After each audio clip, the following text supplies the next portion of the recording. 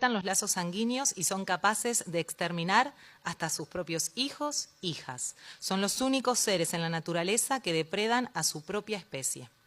Este tipo de personas conviven entre nosotros. Se integran a la sociedad como seres disfrazados de encanto, empatía y generosidad. Pero poca gente sabe y conoce la existencia de los psicópatas integrados y de las estrategias que utilizan para dañar, torturar psicológica, emocional, física, espiritual y económicamente a cualquier persona que decidan captar y transformar en sus víctimas. A continuación, tomará la palabra Carolina Ricciuti. Ella es licenciada en Psicología por la Universidad de Belgrano y la Universidad Autónoma de Barcelona, psicoterapeuta clínica y especialista en psicopatía, narcisismo y abuso emocional.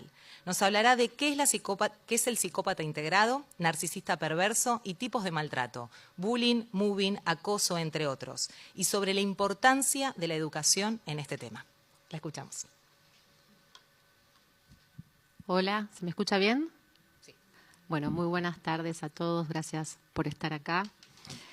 Quiero comenzar mi exposición repitiendo las textuales palabras del doctor Robert Hare, psicólogo canadiense, doctor en psicología e investigador de gran renombre y experto en el campo de la psicología criminal. Los psicópatas no son solo los fríos asesinos de las películas, están en todas partes, viven entre nosotros y tienen formas mucho más sutiles de hacer daño que las meramente físicas.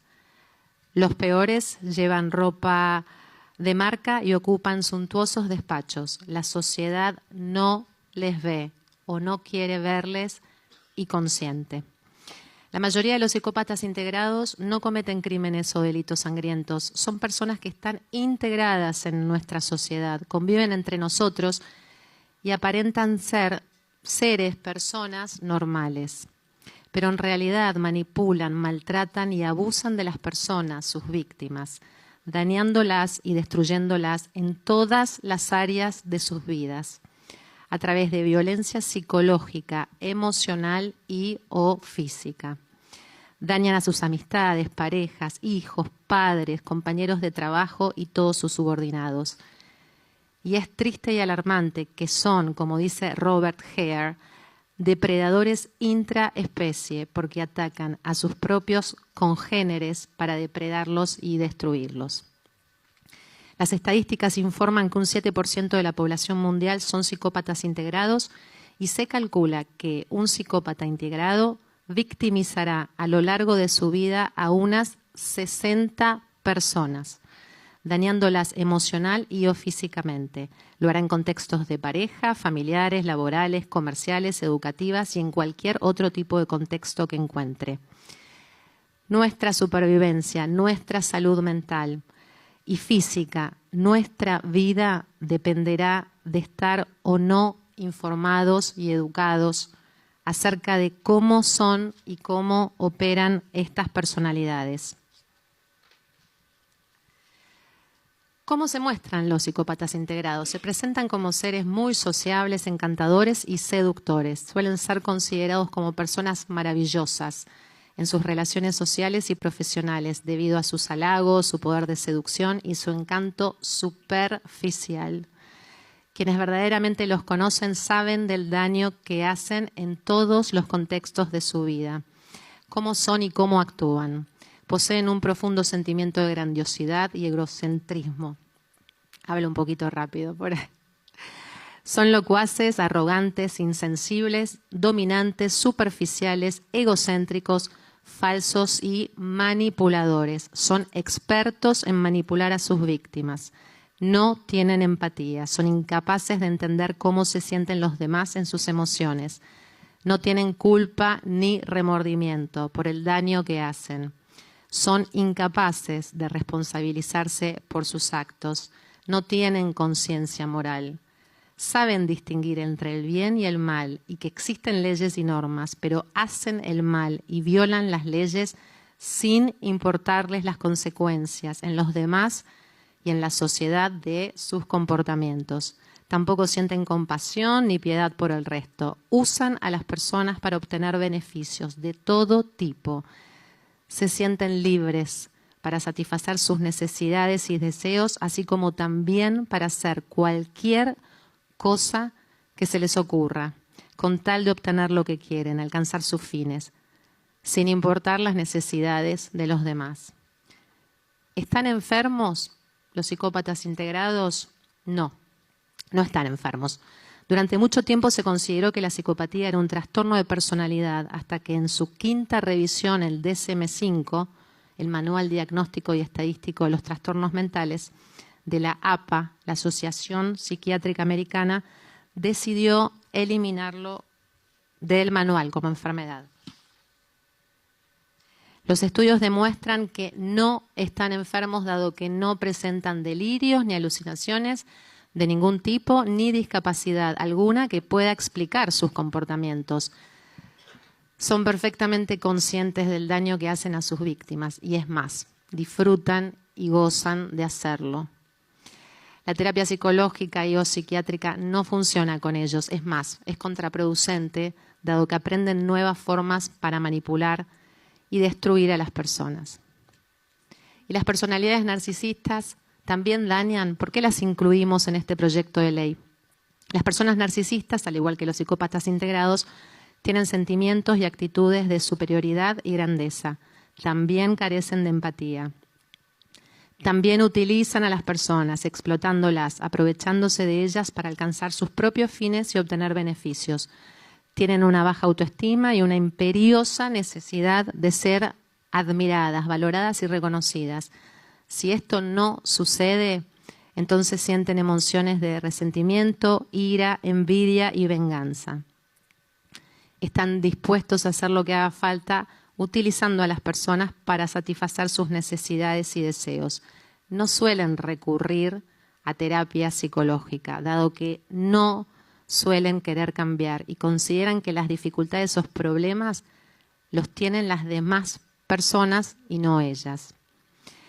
El DSM-5 considera, a la fecha al menos, que el narcisismo es un trastorno de personalidad. Sin embargo, sabemos que se comportan y operan de un modo muy similar a los psicópatas integrados, produciendo el mismo daño en sus víctimas. ¿Cuáles son las formas de maltrato y abuso emocional? Vamos a llamar abusadores ahora a los psicópatas integrados y personalidades narcisistas para no repetir constantemente las palabras. Los abusadores emocionales explotan emocional, sexual, financiera y o socialmente a sus víctimas de cualquier género y edad y en cualquier contexto. El daño que provocan impacta en toda la sociedad, niños, adolescentes, jóvenes, adultos y ancianos. Las principales formas de maltrato son las siguientes. El bullying o acoso escolar es la exposición que sufre un niño a daños físicos y psicológicos de forma intencionada y reiterada por parte de otro o de un grupo de ellos cuando acude al colegio. El acosador aprovecha un desequilibrio de poder que existe entre él y su víctima para conseguir un beneficio material o no, mientras que el acosado se siente indefenso y puede desarrollar una serie de trastornos psicológicos que afectan directamente a su salud o incluso, en situaciones extremas, conductas autodestructivas. El mobbing o acoso laboral consiste en un conjunto de acciones continuadas de violencia psicológica injustificada y a veces incluso física o sexual, que superiores, compañeros de trabajo o la propia empresa ejercen sobre la víctima. Todas estas conductas se realizan de forma consciente, abusiva y premeditada con el objetivo de degradar el clima laboral de la víctima de modo que sienta miedo de ir a trabajar y que acabe por abandonar su puesto de trabajo. La violencia vicaria tiene como objetivo dañar a alguno de los progenitores a través de sus hijos. El padre o la madre ejerce una violencia extrema contra sus criaturas, llegando incluso a causarles la muerte.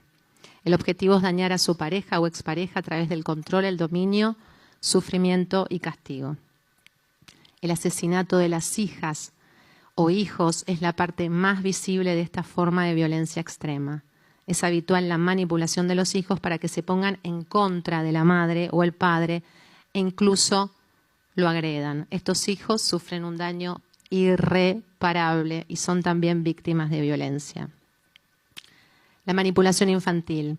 Uno de los progenitores manipula psicológica y emocionalmente a los hijos en común para inocular en ellos miedo, rechazo injustificado, falsos recuerdos y mensajes que no les son propios, con el fin de polarizar las emociones de los hijos a favor del progenitor abusivo conviviente, utilizando como herramienta la manipulación del apego, con el objetivo de que los niños declaren en instancias judiciales en contra de uno de sus padres, sumiendo así a la víctima el hijo. El rapto encubierto. En muchos casos el padre o madre abusador utiliza la ley como instrumento para interponer falsas denuncias con el fin de quedarse con los niños y despojarlos de toda la otra mitad de su familia, de su linaje materno-paterno. Jueces, en su desconocimiento y falta de investigación y premura, cuando se trata de infancias, otorgan medidas cautelares que cortan el vínculo filial y se prorrogan constantemente, provocando un corte intempestivo en la vida de ese niño que queda a merced de la explicación del progenitor abusador. Por último, el abuso sexual. El abusador, a través de la manipulación, la intimidación, el engaño y el control, abusa sexualmente de sus víctimas, forzándolas a tener relaciones sexuales con ellas. Incluso en muchos casos, los progenitores o familiares abusan sexualmente de menores de edad a través de promesas o manipulaciones de juegos secretos, bajo la intimidación y el engaño. ¿Cómo dañan a sus víctimas los abusadores o abusadoras, ¿no? Las personas narcisistas o psicópatas integrados? Utilizan diversas estrategias de manipulación y así destruyen y destrozan a sus víctimas, no solo a nivel psicológico, sino también profesional y económico. Producen en ellas daños psicológicos permanentes, sintiéndose estas devastadas, vacías, depresivas, apáticas y hasta suicidas. ¿Cómo las atrapan? Los abusadores o abusadoras captan a sus víctimas a través de un ciclo de abuso emocional, a través del cual las víctimas son primero idealizadas, luego devaluadas y finalmente desechadas como objetos o como cosas. Este ciclo tiene 4 etapas. Primero se da el bombardeo de amor. El abusador seduce a su víctima bombardeándola de amor, interés, atención, halagos, regalos, mensajes, detalles y tiempo, logrando hacerle sentir una sensación de felicidad inexplicable a su víctima. Luego viene la devaluación. El abusador comienza a desvalorizar a su víctima a través de mentiras, traiciones, desprecios, humillaciones y malos tratos.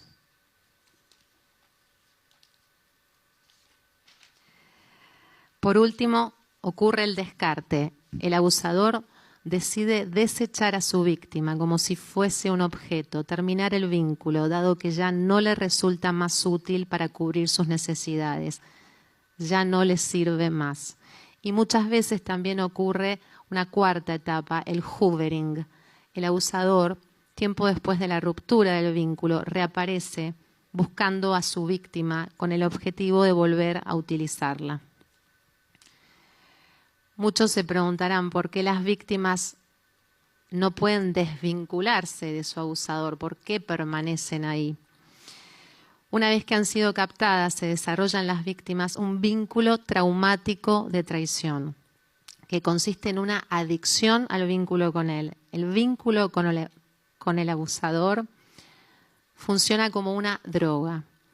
La víctima, pese al gran malestar y sufrimiento, se siente segura con su abusador, porque sitúa su base segura en él, se apega a él y desarrolla una lealtad hacia él. Como en una adicción a las drogas, la víctima presenta compulsividad, es decir, no puede elegir libremente detener o continuar su comportamiento. Presenta continuación de este comportamiento, a pesar del daño y sufrimiento que le produce, no puede evitarlo. Y presenta obsesión y focalización con ese comportamiento. La víctima ha sido engañada, usada y traicionada por alguien que no debería haberlo hecho. Y como si esto fuera poco, cree que es su culpa o responsabilidad, que se lo merece. Las víctimas de abuso psicológico y emocional desarrollan un trauma relacional complejo con síntomas de TEPT. TEPT es el trastorno de estrés postraumático. Presentan flashbacks, tienen recuerdos invasivos de dolorosas sensaciones de dolor emocional, miedo insuperable, vergüenza, alienación, rabia, sensación de abandono, tristeza profunda, y depresión. Cualquier contacto con el abusador o información o recuerdo pueden desencadenarlos. Hay muchos síntomas dentro de este trastorno. Quiero mencionar solo los más importantes. Ansiedad social, sufren en situaciones sociales de todo tipo, lo cual las conduce a la introversión social y aislamiento progresivo. Presentan una depresión reactiva al abuso, maltrato y traición. Alteraciones de la memoria, pérdida de la capacidad de concentración, aislamiento social, personal y profesional. La víctima prefiere estar sola, aislada y evita el contacto social. Abandono personal y profesional.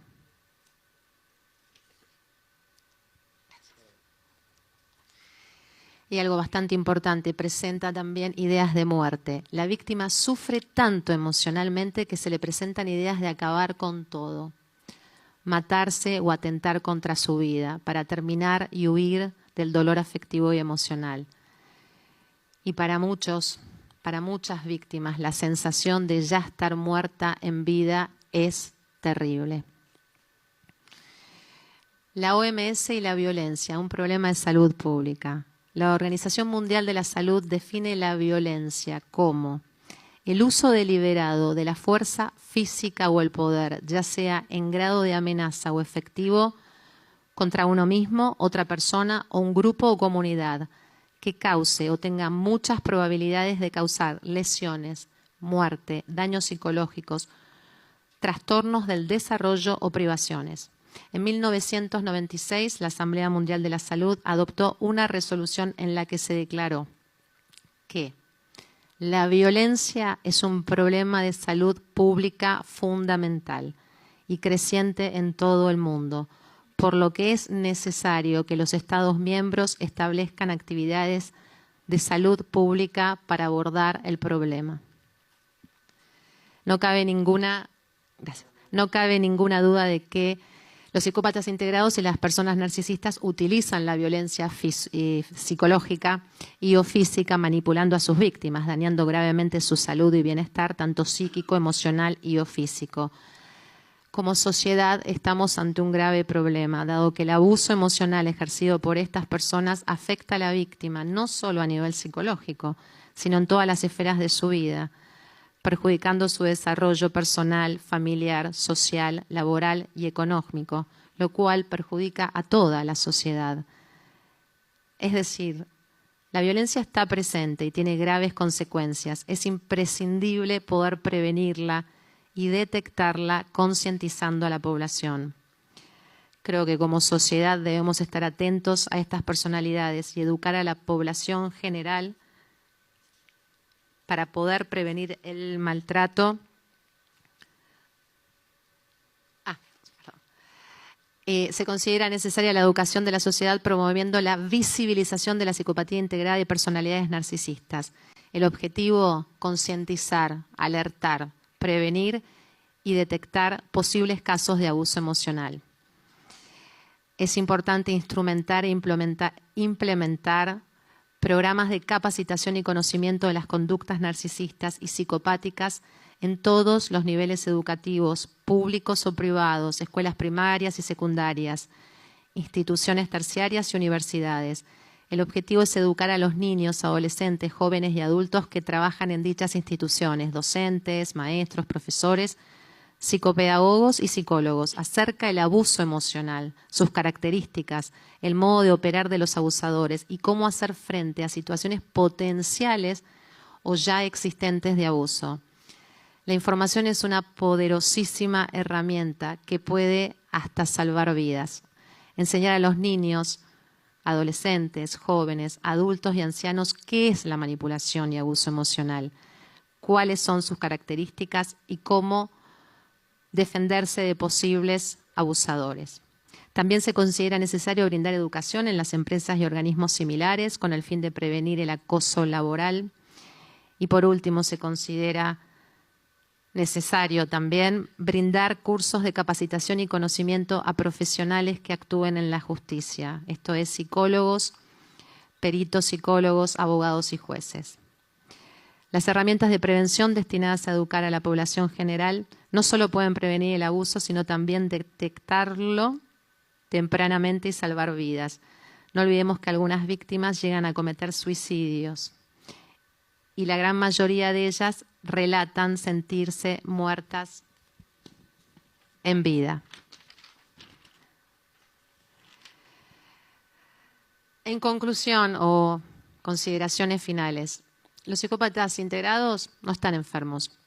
Si no hay enfermedad, entonces no hay cura posible. Las personas narcisistas presentan un trastorno de personalidad. Ambos tipos de personalidades dañan y enferman a muchísimas personas a lo largo de su vida, sin importarles lo que hacen, sin responsabilizarse de sus actos. Y como ya dije en varias oportunidades, las dañan en todas las esferas de su vida. Recuperarse del abuso emocional no solo lleva mucho tiempo y dinero para poder costear tratamientos psicológicos y o psiquiátricos, sino también gastos de salud médicos, dado que las víctimas suelen enfermarse físicamente a causa de su gran malestar. También tienen dificultades para trabajar y desarrollarse profesionalmente. Algunas víctimas ya no están entre nosotros. No pudieron soportar más su sufrimiento y se quitaron la vida. El daño producido por el abuso impacta en todas las áreas de la vida de la víctima y en nuestra sociedad. Creo que el costo no solo es psicológico y emocional, también es económico para nuestro Estado y población. Estas personas, las víctimas, podemos ser cualquiera de nosotros, nuestros padres, hermanos, hijos, abuelos, amigos, compañeros de trabajo, cualquiera. Ningún ser humano merece ser abusado, ni manipulado, ni maltratado. Es responsabilidad de todos nosotros como sociedad visibilizar, detener y detectar este daño que está tan invisibilizado y hasta consentido. Muchas gracias a todos por escucharme. Muchas gracias. A continuación compartiremos 2 videos donde expondrán sus ideas 2 especialistas. En primer lugar, escucharemos a la licenciada Neri Mijares de Venezuela. Ella es psicóloga, psicoterapeuta clínica y docente. Ha trabajado en el Tribunal Supremo de Justicia y parte del equipo de la reforma de la Ley Orgánica de Protección a Niños, Niñas y Adolescentes. Creadora de la cuenta @creciendo en positivo, especialista en psicopatía, narcisismo y abuso emocional. Y en segundo lugar, escucharemos a la licenciada Claudia Figueroa de México. Ella es creadora de la Fundación ICHE con 30 años de experiencia en conducta humana, morfología del rostro,